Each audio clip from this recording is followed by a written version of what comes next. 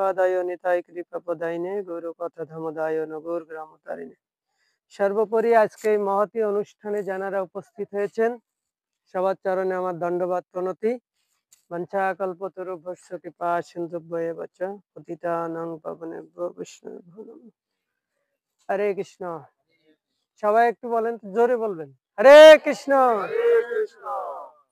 সবাই বললেন না, আরেকবার বলেন হরে কৃষ্ণ।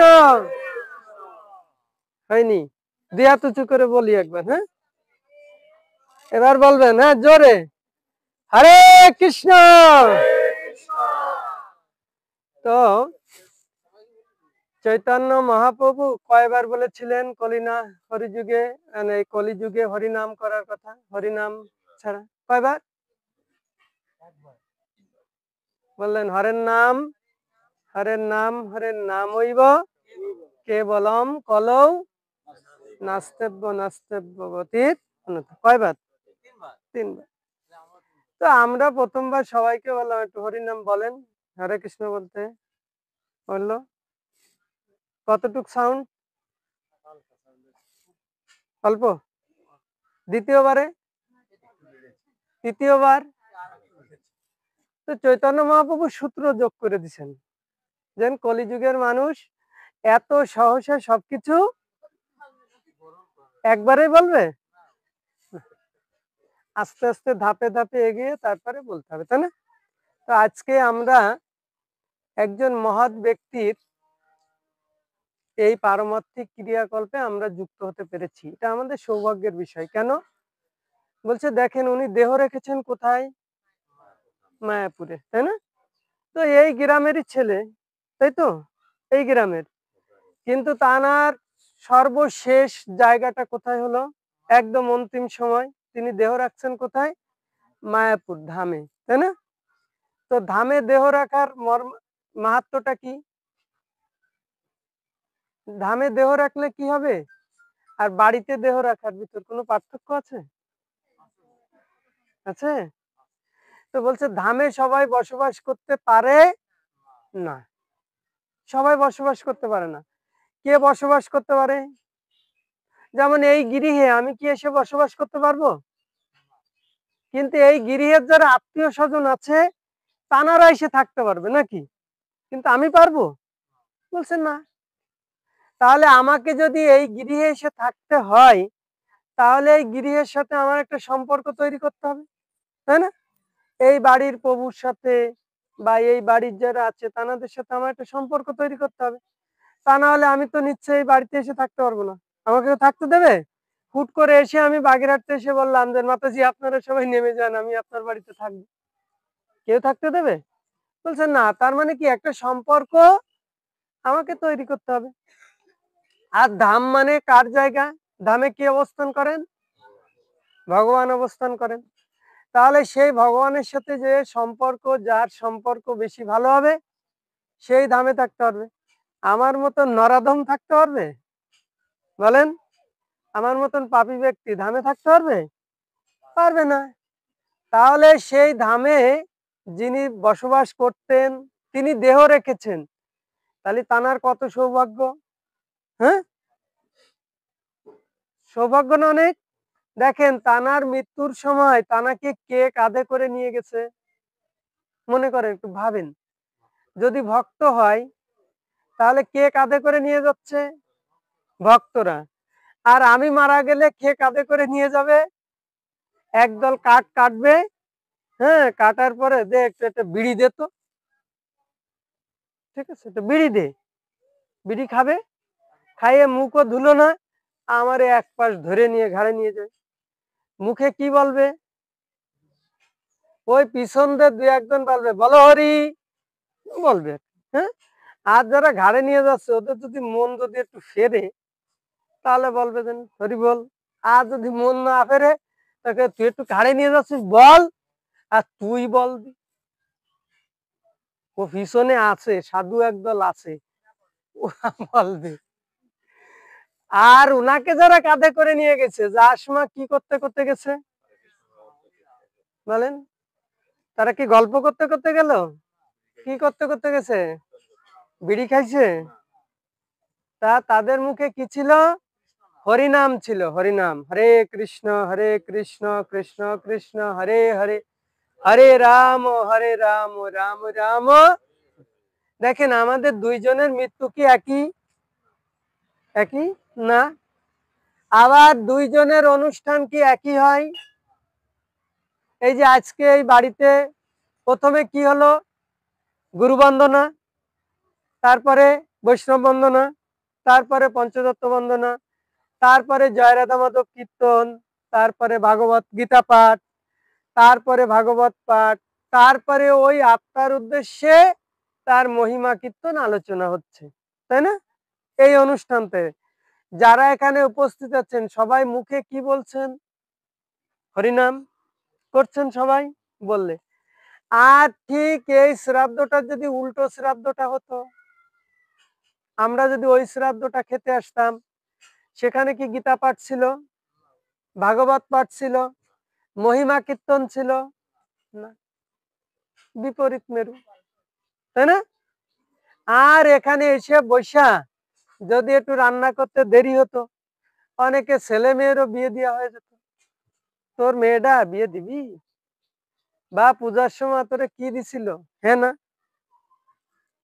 কিন্তু আজকে কি এখানে তাকেও দিল না? সবাই বসে কি বলবে? হরি নাম, তাই না? সবাই মিলে আরেকবার বলি হরে কৃষ্ণ। দেখেন দুটো ক্রিয়া হবে, সবসময় মনে রাখবেন, দুটো ক্রিয়া। সেটা কি? আজকে যে আত্মার উদ্দেশ্যে আমরা এখানে সবাই উপস্থিত হয়েছি, সবাই, হ্যাঁ, আমাদের প্রত্যেকের জীবনে কিছু ভালো কর্ম আছে, আছে কিনা? সবার কম বেশি কিছু ভালো কর্ম আছে, আছে না? তো এই যে ভালো কর্মটা আমরা সারা জীবন ধরে করলাম, আজকে যে আত্মার উদ্দেশ্যে আজকে এখানে এই অনুষ্ঠানটা করা হচ্ছে, এই সবার যে শুভ কর্ম আছে, ভালো কর্ম আছে, সেই কর্মের অংশ, কিছু অংশ আজকে প্রাপ্ত হবেন কে? যিনি আজকে এখানে দেহ রেখেছেন, তিনি।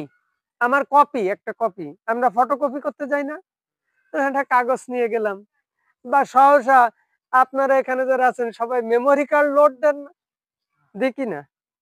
সবাই দিই। এখন আমি যে মেমোরি কার্ড লোড দিয়ে নিয়ে আসলাম, আমি কিছু গান নিয়ে আসলাম, কিছু নাটক নিয়ে আসি, তাই বলে কি তারটা কি আমার মেমোরি কার্ডে চলে আসছে? কি আসে? একটা জাস্ট কপি চলে আসছে। তো এই যে আপনি এতদিন ধরে যে পুণ্যকর্ম করেছেন, এই পুণ্যকর্মের একটা কপি আজকে চলে যাবে কার কাছে? বলছে ওই আত্মার উদ্দেশ্যে, ওই আত্মার কাছে চলে যাবে। আর যদি উল্টা হয়, এই আত্মার উদ্দেশ্যে যদি উল্টো শ্রাদ্ধ কর্ম হতো, তাহলে কি হতো? বলছে ওই আত্মার শরীরে যদি কোনো পাপ রাশি থাকে, উল্টো কপি, এখন আপনি তাকে দিবেন, আর উল্টো শ্রাদ্ধে উল্টো কপি আপনি প্রাপ্ত হবেন। বুঝেছেন? উল্টা কপি। যেমন আপনি জীবনে কোনোদিন বিড়ি খান নাই, কিন্তু হঠাৎ করে দেখলেন ডাক্তারের কাছে গেলে ডাক্তার বললো আপনার ক্যান্সার হয়েছে, কিন্তু আপনি তো খান নাই, তাহলে আপনার শরীরে ক্যান্সারটা কোথা থেকে এসেছে? আপনি কাউকে কোনোদিন কাউকে অপমান করেন নাই, অপদস্থ করেন নাই, কিন্তু কেউ এসে আপনাকে অপমান করলো, তো আপনি মনে মনে ভাবলেন আমি জীবনে কাউকে অপমান করলাম না, কিন্তু আমার জীবনে কেন এই অপমানের বোধ হলো? আমি এমন কোনো কাজ করিনি যার জন্য আমার শরীরে বিভিন্ন রকম রোগ হতে পারে, কিন্তু আমার শরীরে কেন রোগ হলো? এই প্রশ্নটা আপনাদের আছে না? তো এই প্রশ্নটা কোথা থেকে আপনার কাছে এসেছে? বলছে এরকম শ্রাদ্ধ আপনি জীবনে বহুত খেয়েছেন, হ্যাঁ না? সে দেখা যাচ্ছে যার শ্রাদ্ধ খেতে গেছেন তার শরীরে এরকম কিছু একটা ছিল, কি হবেন? তার কপি আপনি পাইছেন। হ্যাঁ, ভালো তো আসবে, যে এখন আসবে।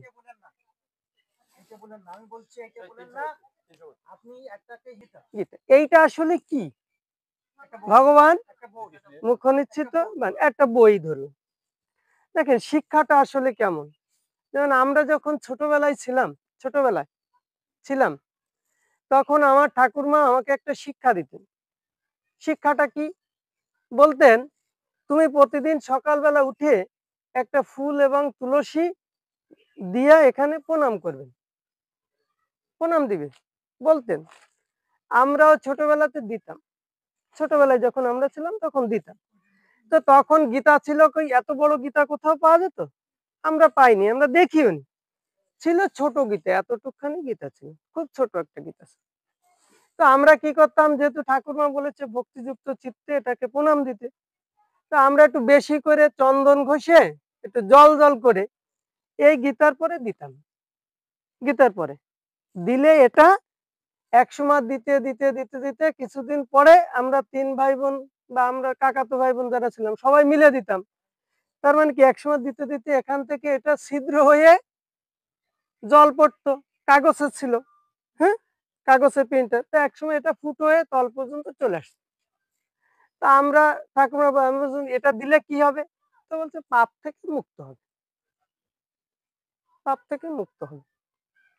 আমরা দিয়ে আসছি, সবাই দিয়ে আসছি, বড় হয়েছে। কিন্তু পরবর্তীতে এসে যখন আমার এই গীতাটা আমার হাতে এসেছে, এই গীতাটা, তখন এই গীতার একটা শ্লোকে আমি পড়লাম, যজ্ঞ শিষ্টা শিনো সন্তু মূর্ছন্তে সর্বক্লেশ। যদি আপনি যজ্ঞের অবশিষ্ট অন্ন গ্রহণ করেন তাহলেই আপনি পাপ থেকে মুক্ত হবেন। এখন যজ্ঞটা কি? এই যজ্ঞ মানে কি? আমাদের নাম যজ্ঞ, হোম যজ্ঞ। যজ্ঞের সংজ্ঞা কি? যজ্ঞ কাকে বলে? যজ্ঞ বলতে আমি কি বুঝি? আপনি ভগবানের সন্তুষ্টি বিধানের জন্য যা কিছু করবেন সেটা হচ্ছে একটা যজ্ঞ। ভগবানের সন্তুষ্টি বিধানের জন্য আপনি যা কিছু করবেন সেটা হচ্ছে একটা যজ্ঞ। এখন আমি ভগবানের সন্তুষ্টি বিধানের জন্য ভগবানকে আমি ভোগ লাগাতে পারি নাই, সকালে একটা ফুল তোলার সময় আমার হয়েছে, তাহলে ভগবান আমি একটা ফুল তুলসী তোলার সময় আমার আছে, আমি একটা ফুল তুলসী তুলে দিয়ে আমি চলে গেলাম, এটা কি ভগবানের সন্তুষ্টি বিধানের জন্য না? হ্যাঁ, তাহলে এটা কি আমি একটা যজ্ঞের অংশীদার না? তাহলে এটা করলে কি আমার পাপ থেকে মুক্ত হব কিনা? হব। তারপর কি বললেন, যে আমি যে কোনো কাজ, এই যে একটা একটা মন্দির আছে আপনাদের এখানে, আমি একটা মন্দির দেখলাম, কেউ এসে মনে করেন মন্দিরের অনেকে ভিতরে ঢুকে না, তাই না, কেউ বাদ দিয়ে মুছে দিয়ে যাচ্ছে মন্দিরটা, দেয় না, অনেকে ভিতরে যেতে পারছে না, বাদ দিয়ে মুছছে, তাহলে সে কি যজ্ঞে অংশগ্রহণ করছে না? হ্যাঁ, তাহলে এটা কি পাপ থেকে মুক্ত হচ্ছে না? হচ্ছে। কিন্তু আমি তো যজ্ঞই অর্থ জানি না। আমি যজ্ঞ বলতে এতদিন বুঝে এসেছি যজ্ঞ মানে কি নাম যজ্ঞ, যজ্ঞ মানে কি হোম যজ্ঞ, যজ্ঞ মানে কি বড় বড় একটা যজ্ঞের আয়োজন করা। কিন্তু মূল যজ্ঞের অর্থ কি? ভগবানের সন্তুষ্টি বিধান। এইটা শ্রীমৎ ভগবত গীতা, এর ভিতর কি নাই? আমরা সনাতন ধর্মে জন্মগ্রহণ করেছি, এর ভিতর নেই কি? এমন কি বস্তু নাই, এমন কি বস্তু এই জগতে আছে, এমন কোন প্রশ্ন আছে যে প্রশ্ন অর্জুন ভগবানের কাছে 84টি শ্লোকের মাধ্যমে করেননি? এমন কোন প্রশ্ন আপনি করতে পারেন যা এর ভিতর নাই? আছে কি কেন? দেখেন, আমরা সনাতন ধর্মে জন্মগ্রহণ করেছি সবাই, তাই না? সবাই। আজকে যদি আমি সনাতন ধর্মের দিক তাকাই, আপনি ভোরবেলা যখন ঘুম থেকে উঠবেন, আপনার ঘুম ভাঙার আগে দেখবেন অন্য ধর্মের লোকজন মাইকে আজান দিচ্ছে, আজানের পর পর কিছু পরে ডাকে, আপনার সন্তানদেরকে কোথায় পাঠান? মক্তবে পাঠান। কিন্তু আমার এই যে সন্তানগুলো আছে ছোট অবস্থায় যারা বড় হচ্ছে, আমাদের সমাজ, আমার এই সনাতন ধর্মে আমার এমন কোন জায়গা আছে যেখানে আমার এক সময় ছিল, আমি এখন বলছি, এখন আমার সেই কোথায় আছে? একটা সময় ছিল গুরুকুল ছিল, একটা সময় টোল ছিল, সেখানেও সেই টোলে এক সময় সবাই পড়াশোনা করতে পারে নাই, টোলে মাত্র 2 শ্রেণীর লোকজন পড়াশোনা করার সুযোগ পেয়েছে, একটা ছিল ব্রাহ্মণ সমাজ আর একটা ছিল ক্ষত্রিয় সমাজ। এই 2 সমাজ ছাড়া আর বাকি দুটো বর্ণ এই টোলে পড়াশোনা করার সুযোগ পায় নাই। তাহলে আমাদের দুটো সমাজ পড়াশোনা করেছে। আজকের দিনে এসে আমরা যারা আছি আমাদের পড়াশোনা করার একটা সুযোগ আছে। যেমন দেখেন, আমি ব্যক্তিগতভাবে, এখানে কেউ আছেন কিনা আমি জানি না, আমার সাথে দেখা হয়েছে কিনা, আমি ব্যক্তিগতভাবে আমাদের এই যে শিক্ষা আছে, বর্তমান যে শিক্ষা, ছেলে মেয়েরা যে শিক্ষা এখন নিচ্ছে, নতুন আমাদের একটা কারিকুলাম চালু হয়েছে, নতুন এবছর গতবার থেকে চালু হলো, 24 সালে আমাদের পড়াচ্ছে। এখানে 10টা সাবজেক্ট দিয়েছে। এই 10টা সাবজেক্টের ভিতর আমাদের হিন্দু ধর্মের একটা সাবজেক্ট আছে, হিন্দু ধর্মের পরে একটা সাবজেক্ট আছে, যে সাবজেক্টে আমরা কয়েকজন জেলা পর্যায়ে মাস্টার ট্রেনার হিসেবে কাজ করেছি। সনাতন ধর্মের, হিন্দু ধর্মের পরে জেলা পর্যায়ে মাস্টার ট্রেনার হিসেবে কাজ করেছি। আমাদেরকে একজন ট্রেনার ছিলেন ঢাকাতে, উনি এসেছিলেন আমাদের ট্রেনিং করাতে, হিন্দু ধর্মের পরে ট্রেনিং করাতে এসেছিলেন। তো এসেছিলেন কিভাবে, আমি ছবিটা আপনাদেরকে যদি দেখাতে পারতাম তাহলে খুব ভালো হইতো। একজন হিন্দু ধর্মের একজন ম্যাডাম এসেছিলেন আমাদের ট্রেনিং করাইতে। তো বলছে তার কপালে কিছুই ছিল না, হাতের শাখা নাই, কপালে তিলক নাই, মানে সিঁদুর নাই, কিছুই নাই।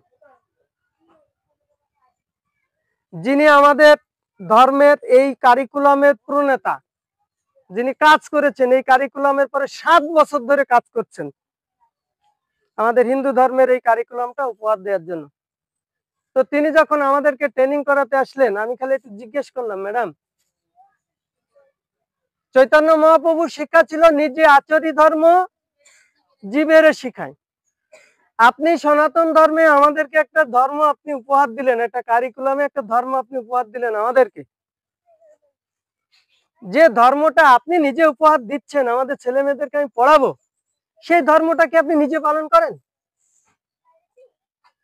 আগে পালন করেন কিনা? তা বললে এখানে আচরণটা মেইন না। আমি বললাম আমার আচরণটা মেইন না। এখানে যদি কেউ থাকেন, আপনাদের এই ফকিরহাটের দুইজন মাস্টার ট্রেনার আছে, আপনারা জিজ্ঞেস করে দেখতে পারেন, উনি আমাদের সাথে ছিল। আমি প্রতিবাদ করেছিলাম সেখানে, যে আপনারা যে জিনিস নিজে করবেন না সে জিনিস কি অন্য করবে? করবে? বলেন। আমাদের আজকে হিন্দু ধর্মের বইটা আপনারা বের করে দেখছেন কেউ? যারা এখানে 9-10-এ যারা পড়ে, যে সমস্ত ছেলে মেয়েরা 6 থেকে 9 পর্যন্ত পড়ে, আপনারা আপনাদের বইটা দেখছেন বের করে কেউ? আপনাদের সন্তানরা কি পড়ছে আপনারা কি দেখেছেন কেউ? বের করে দেখেছেন? আমার সন্তানরা কি পড়ছে, কি পড়ে বড় হচ্ছে? ক্লাস 3-তে দেওয়া হয়েছে, ক্লাস 3-র বইতে গতবার ছিল শ্রীকৃষ্ণ দেবকীর 8ম গর্ভজাত সন্তান। আমার মেয়ে যখন এইটা পড়ছে, আমি বাড়ি আসলে বললাম, মা তুমি এটা ভুল পড়ছো, 8ম গর্ভজাত সন্তান নয়। তা বললো, বাবা তুমি জানো না। আমাকে বলছে তুমি জানো না কেন? বলছে আমার টিচার পড়াই দিছে যে ভগবান শ্রীকৃষ্ণ দেবকীর 8ম গর্ভজাত সন্তান। কাকে বিশ্বাস করে? বাবাকে না, বিশ্বাস করে কাকে? টিচারকে। টিচার ভুল পড়াক, সমস্যা নেই, কিন্তু ছেলে মেয়ের বিশ্বাস কোথায়? টিচারকে, বাবাকে নয়। তার মানে আমার এই সনাতন ধর্মে যারা শিক্ষা দেয়, বা যারা এই পর্যন্ত আমরা যারা শিক্ষা লাভ করে এসেছি ধর্মের, ক্লাস 3 থেকে 10 পর্যন্ত আমার ধর্মীয় শিক্ষা,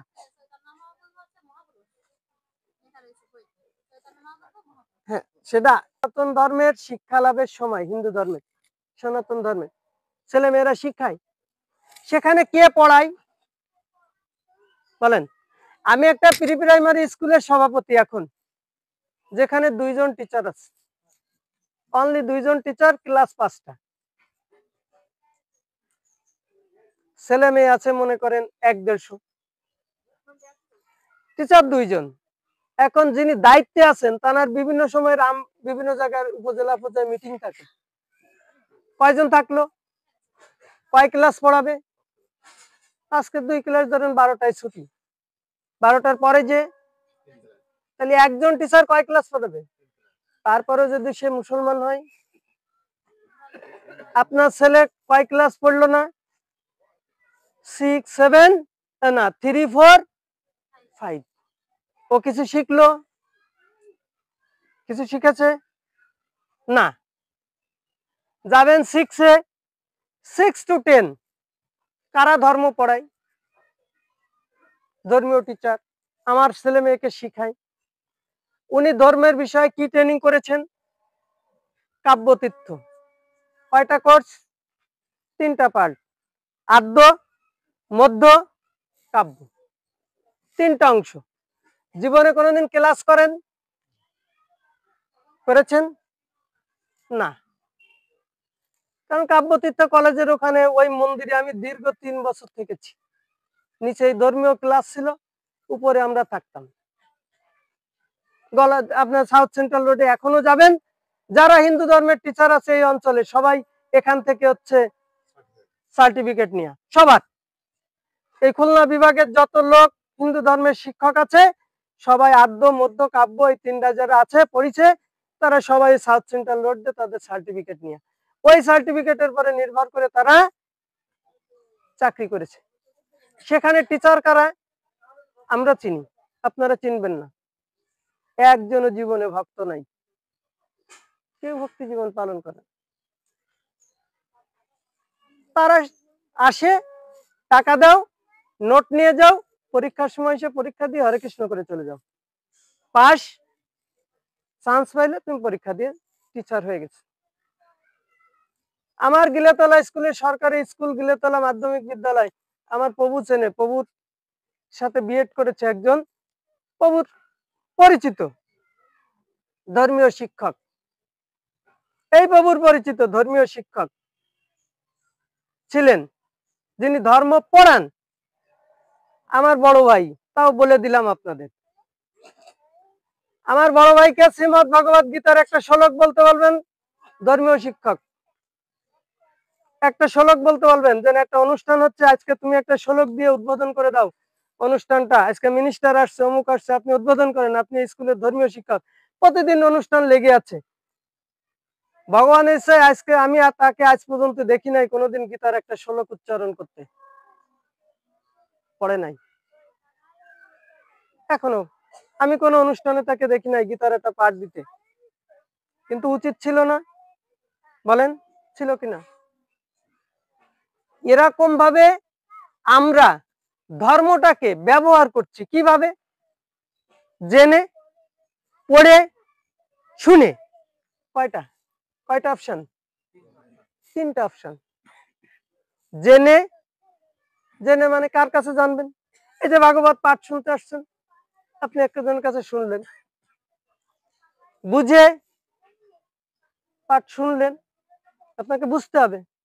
হ্যাঁ, ভাগবতম পড়ে দেখবেন, ভাগবতমে বর্ণনা করা আছে আপনি এই যে পাঠ শুনছেন কিভাবে শুনবেন।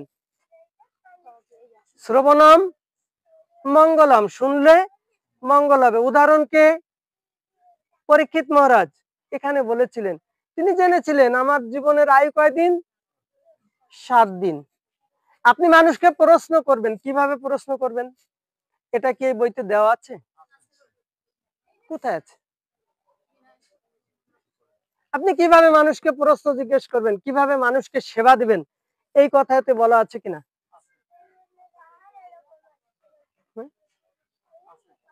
কি কোন শ্লোক? শ্লোক পড়ে দেখবেন, তদ বৃদ্ধি প্রণিপাতেন পরিপ্রশ্নেন সেবায়া উপদেশ শান্তিতে জ্ঞানম জ্ঞানীনস্ত তত্ত্বদর্শিনাম। আপনি একজন সৎ গুরুদেবের শরণাগত হয়ে তত্ত্ব জ্ঞান লাভের চেষ্টা করো। প্রশ্ন জিজ্ঞেস করবেন কিভাবে? বিনম্র চিত্তে প্রশ্ন জিজ্ঞেস করেন। মানুষকে সেবা দেবেন কিভাবে? সেবা দেবেন?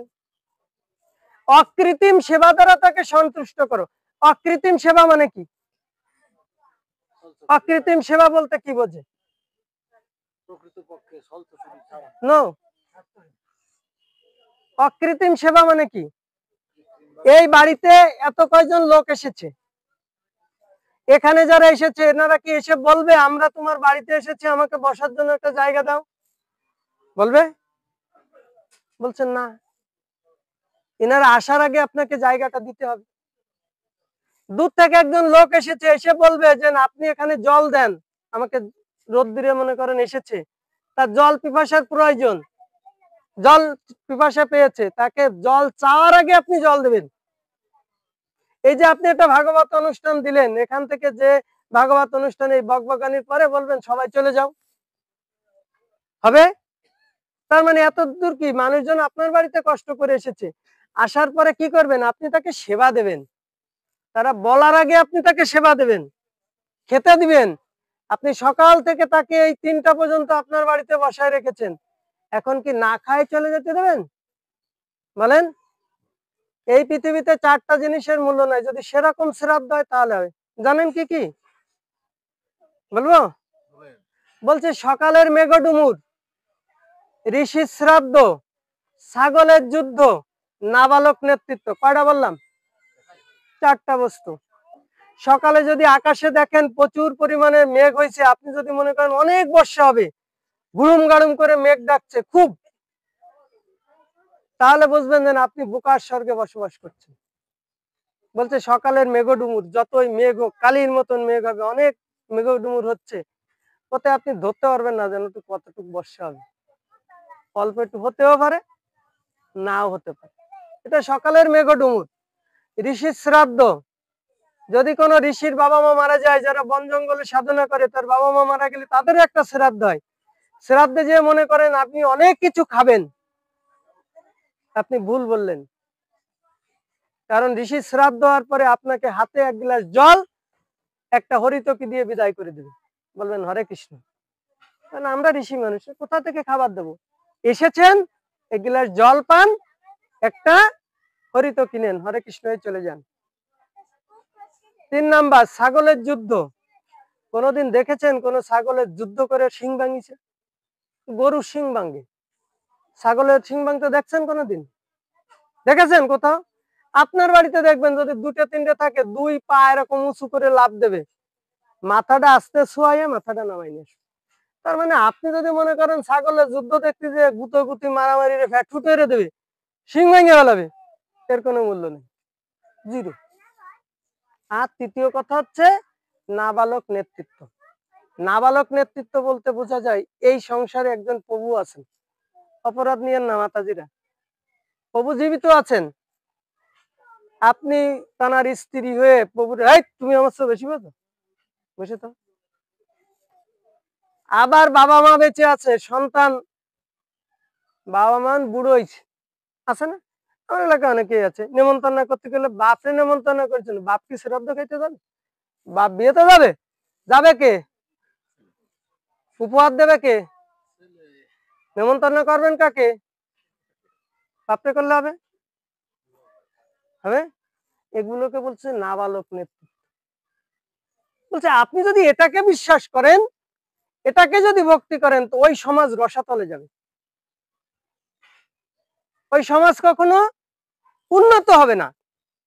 আজকে আপনার সনাতন ধর্ম, শ্রীমদ ভগবত গীতা গাইডলাইন, এই বাড়ির মালিকটাকে আমি এসে বলবো এই বাড়ির মালিক আমি, উনি আমাকে দেবে? আমাকে দলিল থাকতে হবে যে এই বাড়ির মালিক আমি, আমাকে লেখাপড়া করে সেটা দিতে হবে।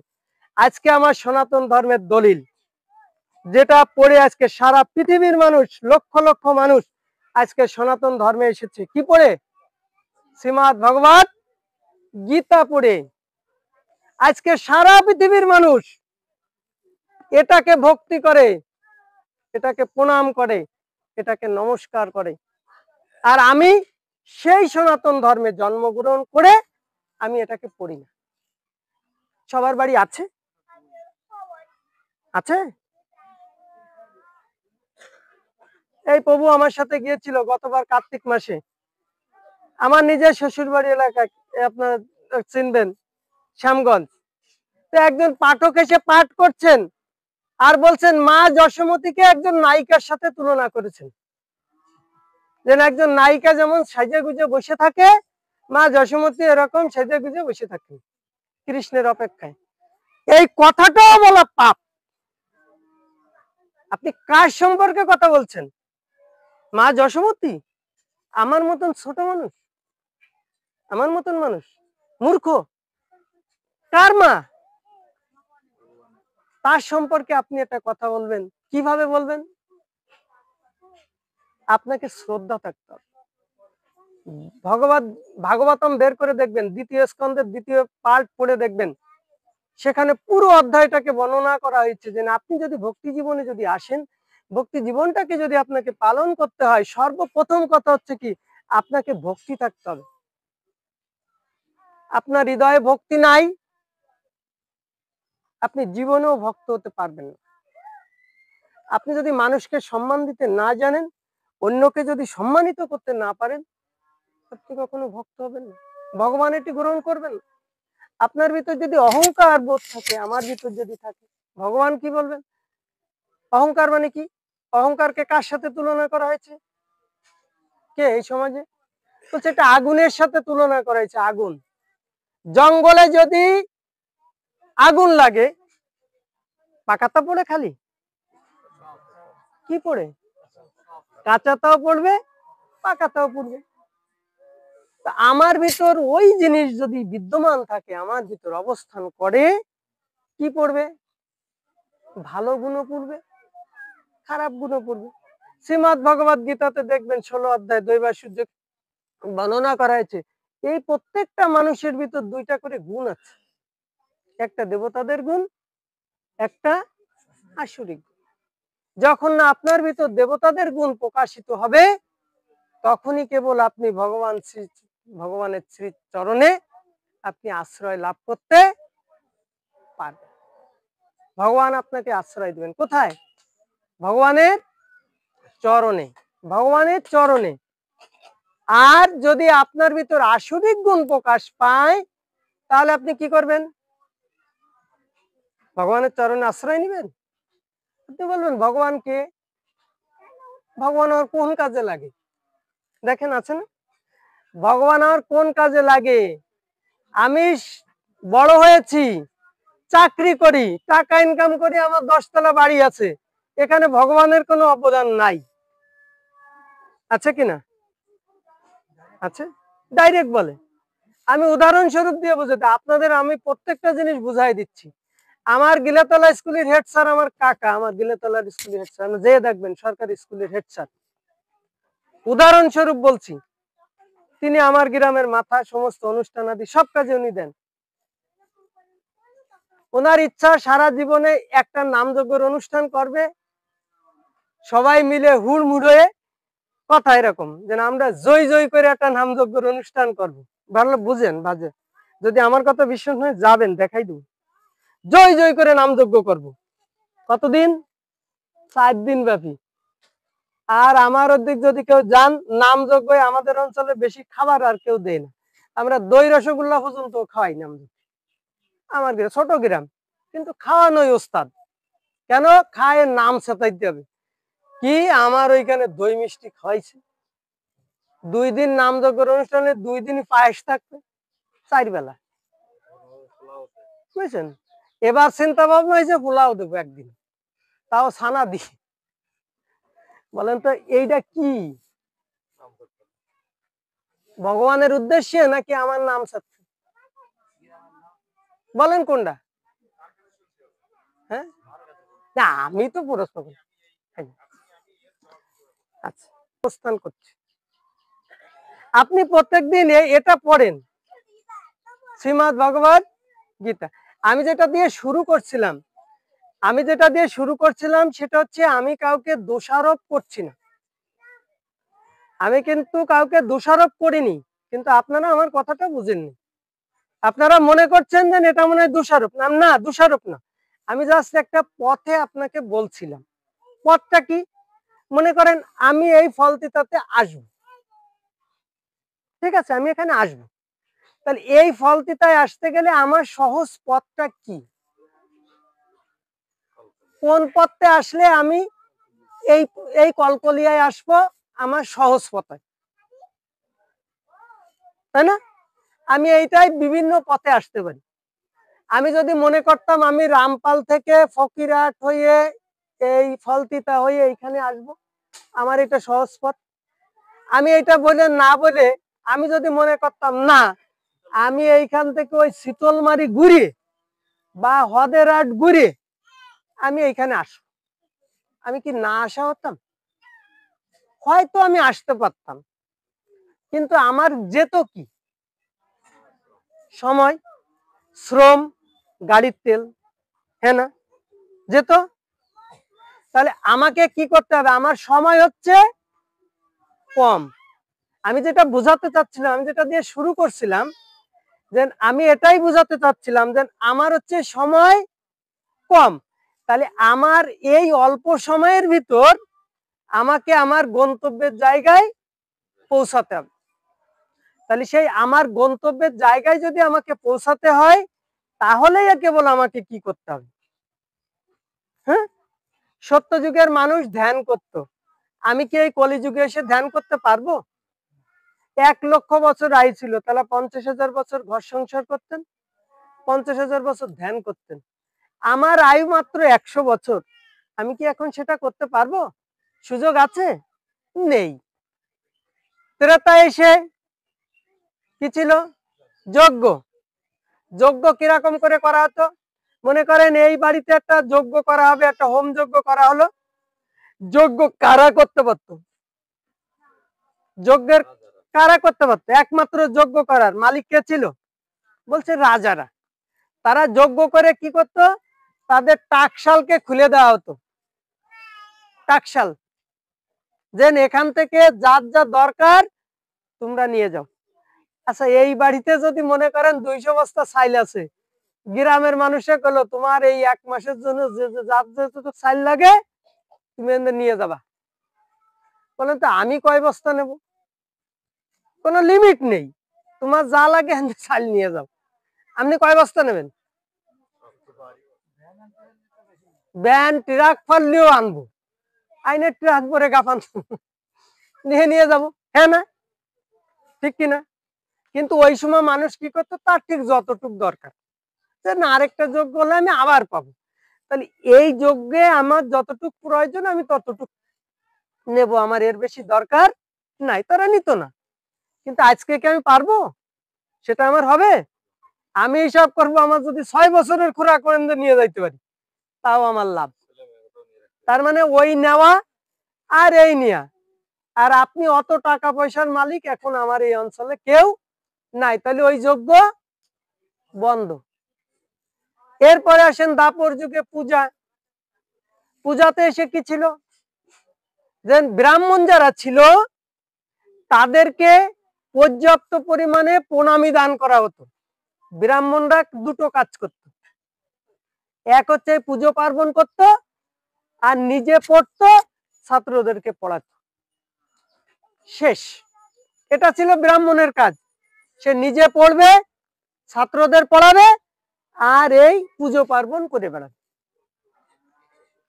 দেখেন তো এখন যদি আপনার বাড়িতে একটা লক্ষ্মী পূজা হয়, ব্রাহ্মণ আপনাকে একটা ফর্দ দেয়, ফর্দ দেওয়ার পরে সে দোকানে কিনতে যায়, কিনতে গেলে দোকানদার জিজ্ঞেস করে, মনে করেন একটা কাপড় কিনবে, সাদা ভিতরে সাদা, লাল পেলে, সরস্বতী পুজোর কাপড়। দোকানে গেলে জিজ্ঞেস করে কাপড় কিসের জন্য কিনবা? আপনাদের এলাকায় করে কিনা জানি না, আমাদের এলাকায় দোকানদার জিজ্ঞেস করে সরস্বতী পুজো আসলি কাপড় কিসের জন্য?